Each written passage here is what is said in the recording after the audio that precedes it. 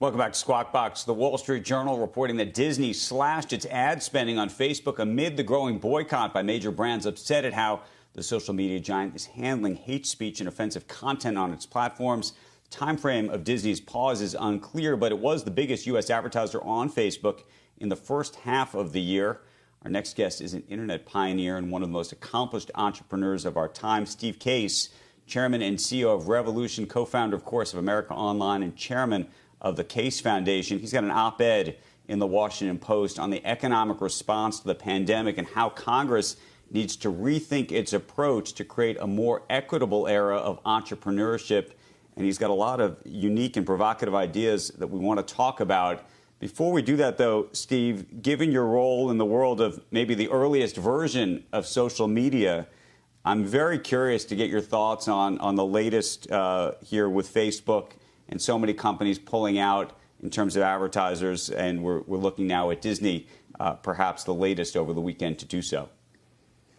Well, I'm not surprised, to be honest. I think Facebook obviously is a terrific success story, an amazing platform, but they have been a little slow to recognize the responsibility they shoulder given the impact they have in society. And I think companies stepping up and taking action makes sense. At Revolution, one of the companies we invested in the telehealth space, Talkspace, actually was one of the first. They canceled a partnership with Facebook over a month ago, and since then many other companies have joined them. So I think there's a recognition that if you don't like the way something is happening in the business world, you have a responsibility to do something about it. That's either as a consumer in terms of buying products and services, or in this case as advertisers. So hopefully Facebook will now get the wake-up call and recognize that, again, unbelievable success, unbelievable powerful platform.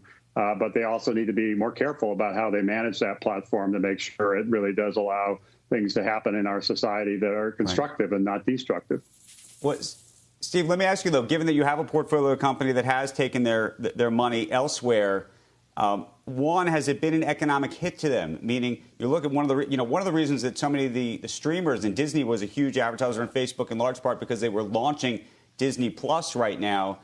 There are not a lot of platforms that allow you to get to people, especially during the pandemic. So has there been any downside to not being on that platform from an economic perspective, do you think? There could be. I mean, when you do something like that, and given, as you say, Facebook is such an important source of leads for potential new customers, it could hurt. Hopefully, it's more than offset by new partnerships that are formed, as customers kind of being happy about the stance the company is taking. That has to happen in this world. Companies need to take a stand. They need to focus on the broader, kind of impact they have in the world. Make sure their businesses are more purpose driven. So I applauded at the time Talkspace for taking that action. I'm delighted to see other companies joining them.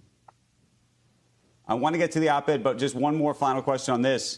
Do you think Mark Zuckerberg is going to change his mind about how to behave as a result of this? I suspect he'll make some adjustments. He has strong ideas, and he has a lot of control of the company in terms of the governance, the board, things like that. So he doesn't have to, but hopefully he will. Hopefully he'll recognize that it's not just a few people on the fringes who are expressing concern. There's a broad, bipartisan, even nonpartisan concern about how Facebook is acting, and hopefully they will take a step back and recognize that they can accomplish the goals they have, but just need to tweak some of the ways they're managing the service.